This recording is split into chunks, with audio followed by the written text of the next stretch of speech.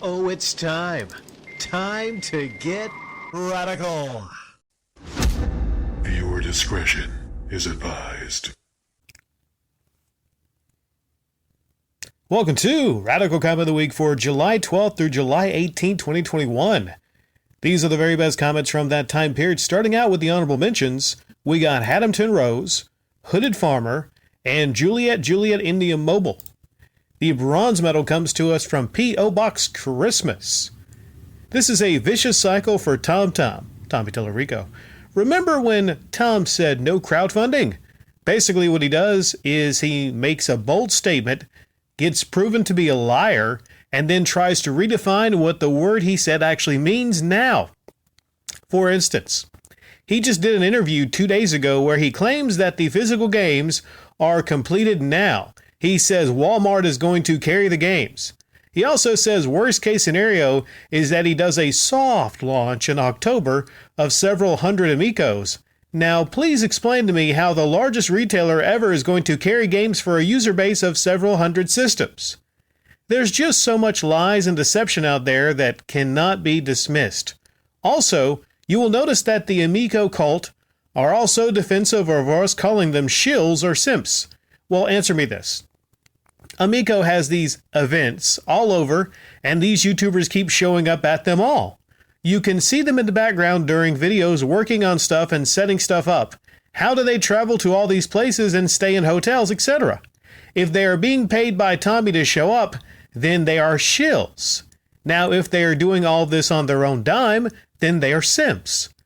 They spend so much of their time trying to make jokes about lag or shilling, yet they are oblivious to the fact that it just reminds people that they actually are shills and there is lag. Well, known journalists have spoken out on it now. It's not just us. If Amico had a real PR person, they'd have ordered them to stop with all the trolling and drunken parties with children present. You've got omitted and omitted. Front and center at these events are both are proven online predators. It's just that simple. Tommy and his cult talk so much and lie so much they can't keep up with what they've said. They're always blowing smoke and always hyper-defensive, but they can't even have a live presentation of all these launch titles working less than 3 months from launch. Show me where these games are up for pre-sale on Walmart.com. Well, let's kind of get this one thing out of the way before we talk to some of this Amico stuff.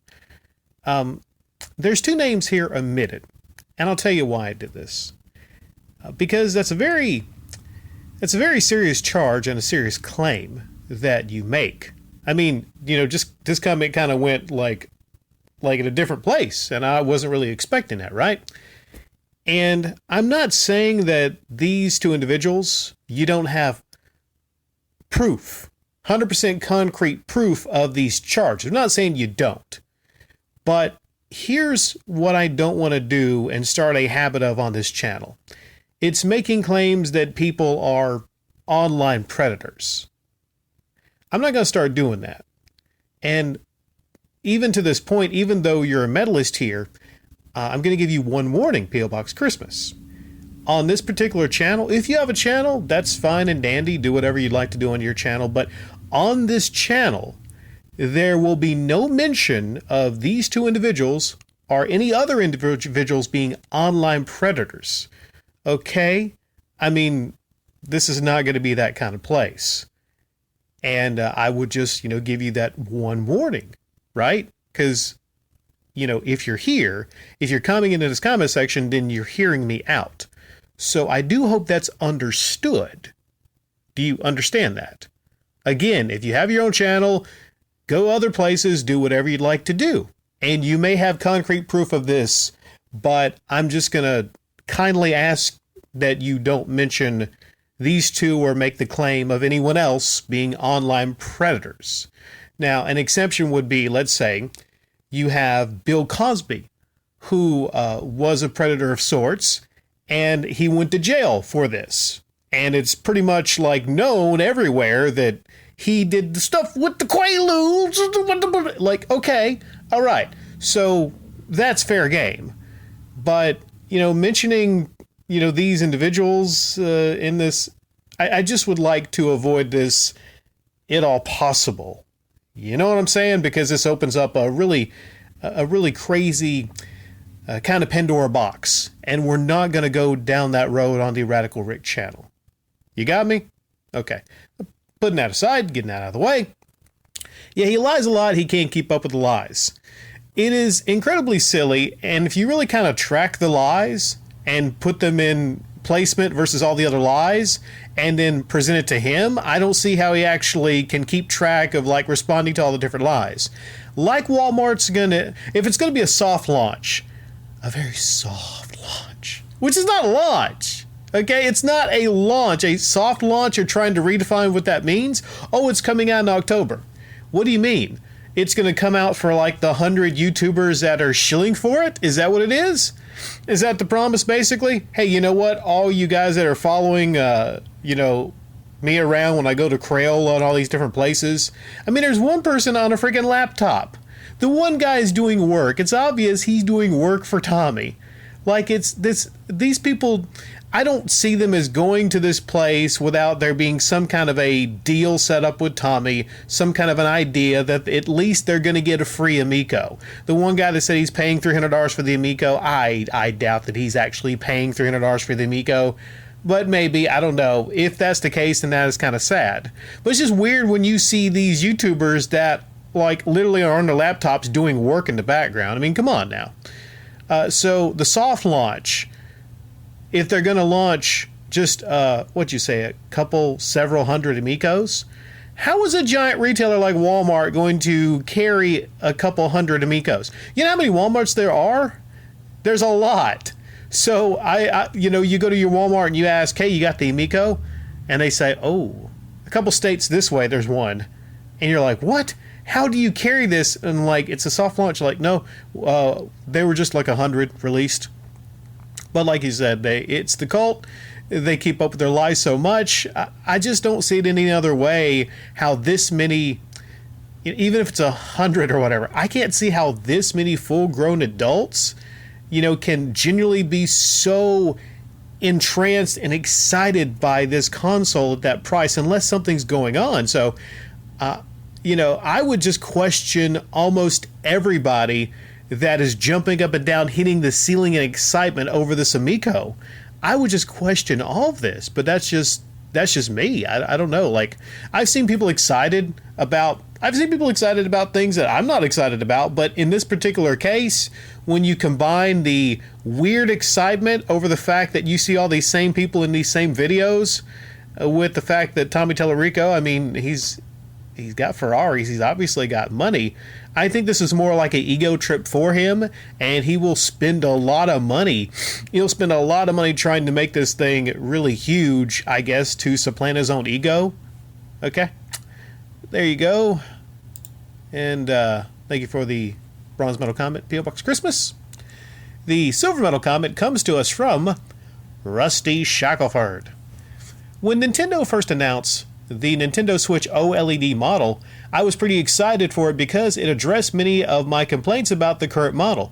The improvement from a 6.2-inch display to a 7-inch OLED display, a flimsy one-sided kickstand to a single wide kickstand, and the bump from 32 gigabytes to 64 gigabytes were all pretty much wanted from a Switch revision. It was an upgrade I was willing to make, but then I came to learn about the price of $350 and all interest sort of died down. From a business perspective, it makes sense that the OLED model would be priced at $350 since the current model is still selling well at $300. But the Switch has been around for over 4 years now, and by the time the OLED model releases, it will be 4.5 years old. Based on previous consoles and trends, normally a console would drop in price by the third year. However, we have yet to see a price drop for the Switch. If Nintendo wanted to maintain the $300 price point, the OLED model would have slightly justified that with the current model dipping in price. I'm sure that by now the cost of manufacturing the Switch has dropped in price, so Nintendo would still be profiting off the current Switch if it dropped in price. It also doesn't help when reports are coming in stating that the estimated cost of manufacturing the OLED model is just $10 more than the current model. It's rather mind-boggling, to be honest. Now that Valve announced the Steam Deck, which is priced at $400 for the 64GB model within striking distance of the Switch OLED model's $350 price tag, it makes Nintendo's decision to price the OLED model at $350 even more mind-boggling. Truth be told, I find the OLED model to be less of a new model that can coexist with the current model and more of a revision that slightly modernizes the appearance of the console with the intention of eventually phasing out the current model. I will say the Steam Deck has definitely piqued my interest, especially since you can actually uninstall Steam OS and install other OS systems like Microsoft Windows or access storefronts like Epic. Just imagine being able to install Windows and having access to Game Pass or PC titles. I'm going to wait and see how the Steam Deck plays on, but if this thing can play Microsoft Flight Simulator, I might actually pull the trigger on buying this. Also, I don't think this will necessarily take away from the Switch in the handheld market. If anything, I see this as Valve taking an opportunity in addressing the interest of a powerful handheld device like the mythical Switch Pro/Super Switch, new Switch, that Nintendo chose not to capitalize on. Yes, they chose not to capitalize on that. A lot of people were wanting a new Switch, a Super Switch. You know, they had dreams of, a Switch that could hold up with the current consoles. Imagine, like a handheld PlayStation 5, for fuck's sake. Wouldn't that be awesome? But I didn't see that happening. It would not be at a reasonable price point. You imagine like a portable PlayStation 5? That shit would be like $600. So, or I don't know, just that would be way too much to actually imagine. But it would be cool. Oh man, that would be freaking cool. Now with the OLED model, there's some adjustments. Adjustments isn't a word. There's some advancements, most notably the OLED screen. I'm sure that's going to look a lot nicer than the current screen. Little things like the kickstand not being just like a little flimsy little piece. Why cut corners on something like the kickstand? I mean, it's just plastic, But they addressed some of the complaints about the current model. But it's weird that it's priced at $350. Like, generally, if you have this come out as a revision, then the way to do it is basically to tell everybody, okay, this is replacing the current Switch. It's basically the same, but this is going to be the new Switch. We've seen this done before at the same price point. And people are like, it's a win-win. They're like, okay, so a new Switch, a new revision, but asking $350, that's a bit much, especially if you announced here, if you revealed, Rusty, that it's only $10 more. It's only $10 more, so they're going to make $40 profit. Nintendo, I just don't like that they do that. I don't like that they overprice things. I don't like that. But yeah, so when you talk about the Steam Deck, and I might do a in-depth comparison video, maybe some kind of a fun versus video. I will say now, though, that Steam is actually, they're looking to capitalize on, it's not just a lot of people that want a powerful handheld, but they're looking to capitalize on a lot of people that are just excited about the concept, the idea of kind of like a portable Xbox in a way. Because if you can actually install your own OS and actually run Game Pass, then essentially, doesn't it kind of make it like the closest thing to a portable Xbox we would ever get? Just get yourself an Xbox sticker decal and put on the back. Thank you, Rusty Shockford. And my apologies, I have a little bit of a cold, so if you notice the sniffles or whatnot, that's what it is. The gold medal comes to us from T. Drew's Us. I have mentioned this before. I was a regular in his streams. Noticed some things, talking about Camelot331. Noticed some things and started asking questions, but remained friendly. Because I genuinely like the dude. And then I started realizing how bad the e-begging was. The last straw was the GoFundMe.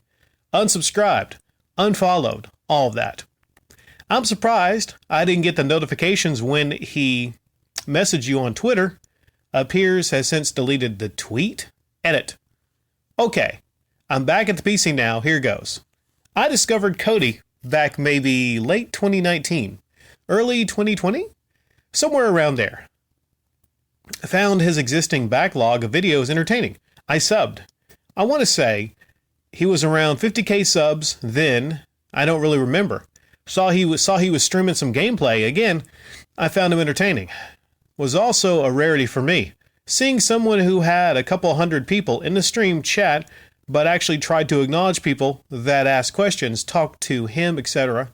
The Patreon thing, Super Chat thing, that didn't bug me a whole lot. And yes, I did at one point send a few Super Chats, as I previously stated. Yeah, that was dumb of me. But some of the things that, it's one of those things that, honestly, you don't know until you know.